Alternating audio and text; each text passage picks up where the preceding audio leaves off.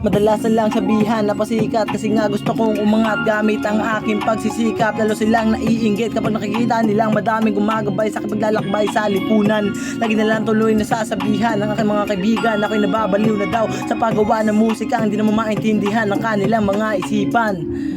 Ngunit pinagpapatuloy dahil ito nang nakasanayan sa aking nasimulan. Laging iniisip si Luni lang ang magaling sa aking mga pinapakinggan. Si Ando E naman na pinaka-the best sa banyo ko sa sambayanan. Kaya sana makita ang mga iniidolo ng sagayo, makita ng motivation na huwag tumigil sa mga ginagawang musika na to. Hindi naman dapat isipin ng iba kasi ang ginagawa nila pahiga-higa lang sa kama. Pala mo